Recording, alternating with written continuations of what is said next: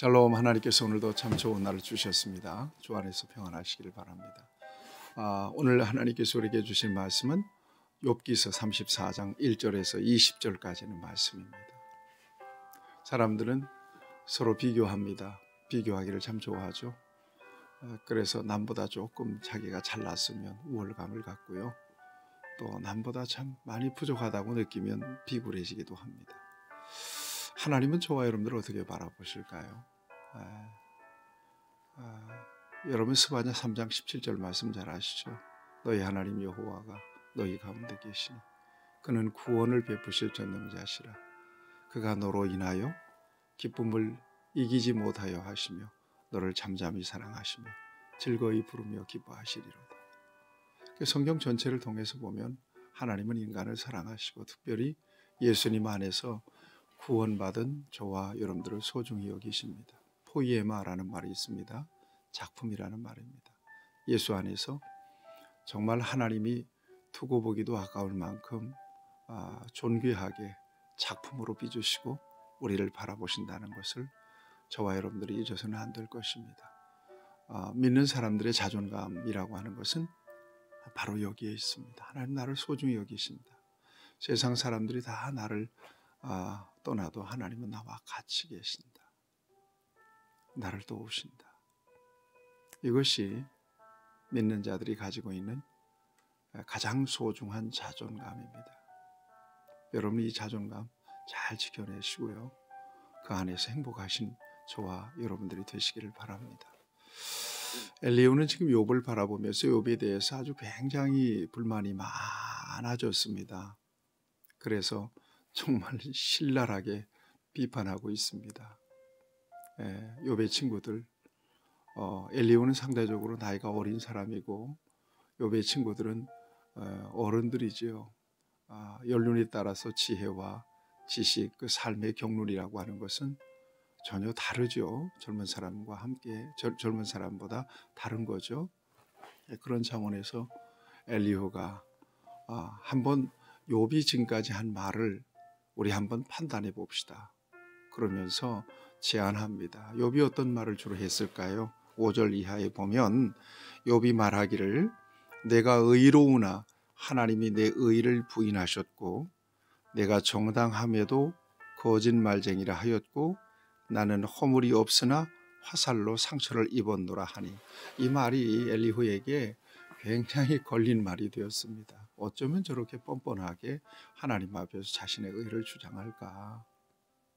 하나님을 정말 몰라도 너무 모르고 자기 자신을 과신하고 또 교만해도 너무 교만하다고 느꼈던 것 같습니다.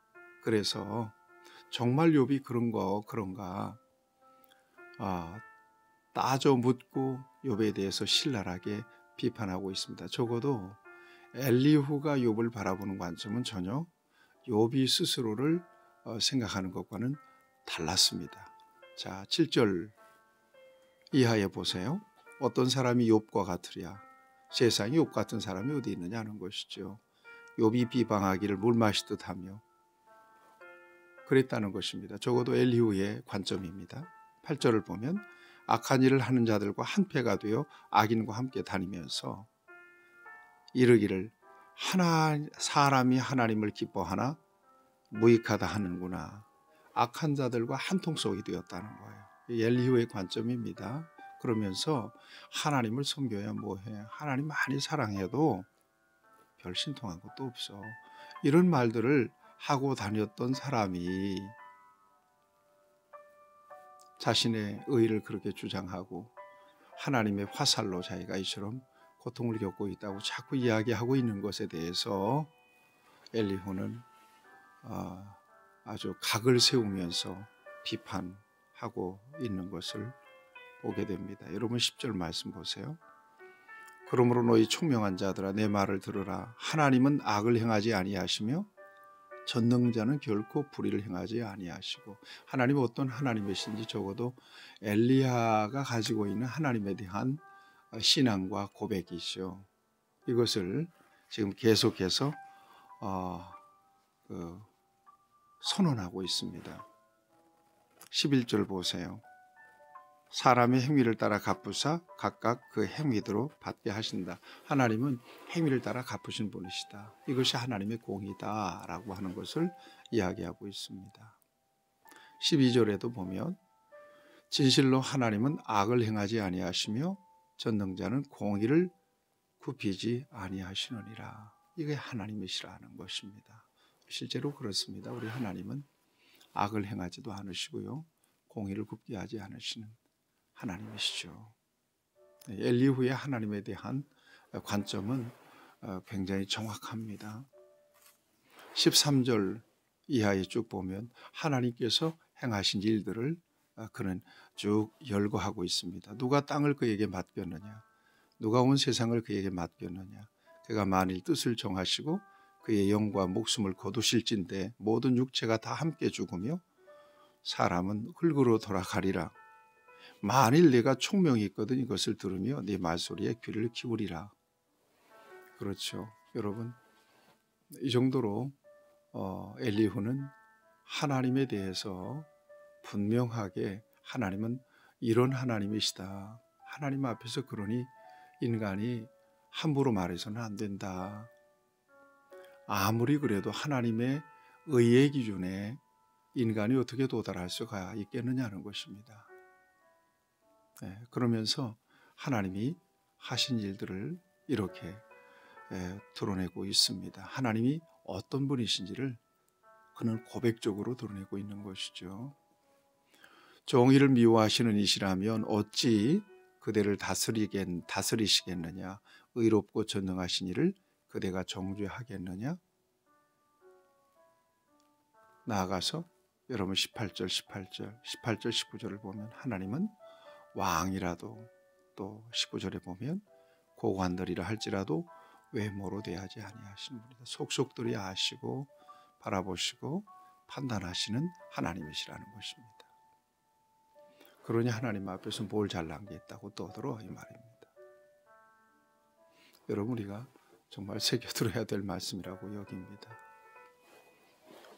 우리야 부족한 게 너무나 많기 때문에 하나님 앞에서 내세울 것도 자랑할 것도 없으니까 망정이지, 때때로 어떤 경우는 순전히 하나님의 도우심으로 이루어진 일들을 자기의 영광으로 가로채는 일도 있거든요.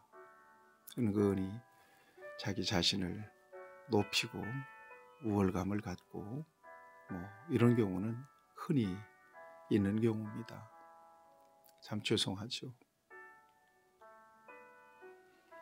모든 것은 하나님의 은혜입니다. 언제나 강조하죠. 하나님의 은혜입니다. 하나님의 손 안에 있습니다.